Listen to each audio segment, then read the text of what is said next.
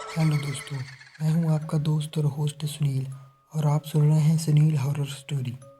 आज की कहानी का नाम है एक खौफनाक सफ़र, मैं और मेरा दोस्त। ये कहानी मेरी और मेरे सबसे अच्छे दोस्त राकेश की है। हम दोनों हमेशा नई नई जगहों पे घूमने का शौक रखते थे। एक दिन हमने एक सुनसान गांव के पास एक पुराने किले की खोज करने का फैसला किया। लोग उस किले के बारे में अजीब बातें करते थे। कहा जाता था कि वहाँ पर बहुत साल पहले एक खौफनाक हादसा हुआ था और उसके बाद वहाँ अजीब घटनाएं होती रहती हैं। हमने इसे अफवाह समझकर उस किले की ओर रुख किया, लेकिन ये फैसला हमारी ज़िंदगी का सबसे खतरनाक और भयानक अनुभव बनने वाला था। हमने सुबह सुबह सफ़र शुरू किया। रास्ते में कई लोगों ने हमें रोकने की कोशिश की।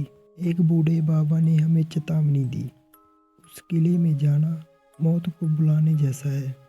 जो भी वहाँ आज तक गया वापस नहीं लौटा। राकेश ने हंसते हुए कहा, अंकल, डराने से कुछ नहीं होगा, हम सब घूमने जा रहे हैं। जंगल के रास्ते में अजीब सी खामोशी थी। पंछियों की आवाज़ें अचानक बंद हो गई और पेड़ों की टहनियाँ हवा के बिना ही हिलने लगी। दोपहर होते होते हम किले के पास पहुँचे। यह किला बहुत ही खंडर हो चुका था। चारों तरफ झाड़ियों ने इसे घेर लिया था।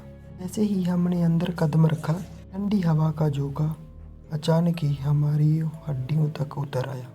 किले के अंदर बड़े बड़े हॉल थे, लेकिन हर कोने में अंधेरा और सन्नाटा छाया हुआ था। एक जगह दीवार पे खून के धब्बे दिखाई दिए।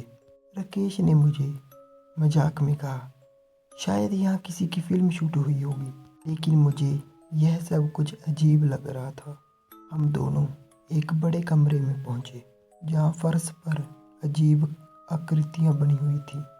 जैसे ही रमेश ने एक पत्थर उठाया, अचानक दरवाज़ा अपने आप बंद हो गया। हम दोनों ने उसे खोलने की बहुत कोशिश की, लेकिन वह टस से मस नहीं हुआ। तभी पीछे से किसी के चलने की आवाज़। हमने मुड़कर देखा तो एक परछाई दीवार से तेजी से गुजर रही थी। हमारी घबराहट बढ़ गई। राकेश चिल्लाया, यहाँ से बाहर निकलना होगा। हम जैसे ही दूसरे कमरे में पहुंचे, वहाँ एक बड़ा आईना था। राकेश ने मुझसे कहा, देखो ये आईना कितना पुराना है। जैसे ही उसने उसको देखा, अचानक उसकी परछाई हिलने लगी, जबकि वह खुद खड़ा था। उसकी परछाई मुझसे कहने लगी, तुम्हें यहाँ नहीं आना चाहिए था।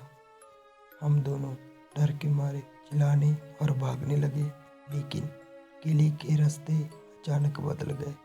जो दरवाज़ा हमें बाहर लेकर जाना चाहिए था, वह गायब हो गया।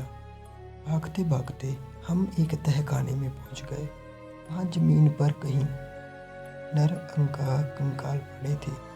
दीवारों पर खून से लिखी इबारतें थी। यहाँ से भी हमें जल्दी निकलना चाहिए। राकेश ने कहा, यहाँ जो भी आता है यहीं रह जाता है। अचानक तहखाने का दरवाज़ा जोर से बंद हो गया। हमारे सामने एक काली आकृति प्रकट हुई। उसकी आंखें जलती हुई अंगारों जैसी थी और उसकी आवाज़ गूंजती हुई, सदियों बाद यहाँ कोई आया है, यहाँ नहीं आना चाहिए था, तुम्हें इसकी सज़ा मिलेगी। हमने उससे माफ़ी मांगी, लेकिन वह हमारी बात सुनने के लिए तैयार ही नहीं थी। राकेश ने कहा, हम यहाँ से निकल सकते हैं, बस दौड़ो। लेकिन जैसे ही हमने दौड़ने की कोशिश की, ज़मीन के नीचे से हाथ निकलकर उसे खींचने लगे। मैं राकेश को बचाने की कोशिश कर रहा था, लेकिन मेरे भी पैर ज़मीन में धंसने लगे थे। मैंने किसी तरह हिम्मत जुटाई और अपनी जेब में रखी हुई माचिस से एक मशाल जलाई। रोशनी होते ही वह काली आकृति चलाने लगी, गायब हो गई। तभी दरवाज़ा खुल गया। मैंने राकेश को खींचकर बाहर निकाला। हम किसी तरह किले से बाहर तो निकले, लेकिन जब मैंने राकेश की ओर देखा तो उसकी आंखें सुनी थी उसने मेरी ओर मुड़ के कहा, अब मैं राकेश नहीं हूँ। और वो वहाँ से फिर गायब हो गया। आज भी मैं उस घटना को याद करता हूँ तो मेरी रूह कांप उठती है। राकेश का आज तक कोई पता नहीं चला। लोग कहते हैं कि वह किले का हिस्सा बन चुका है और मैं अब किसी को उस किले के पास जाने की सलाह भी नहीं देता। क्या आप वहां जाने की हिम्मत करोगे? तो दोस्तों, कैसी लगी आपको ये कहानी?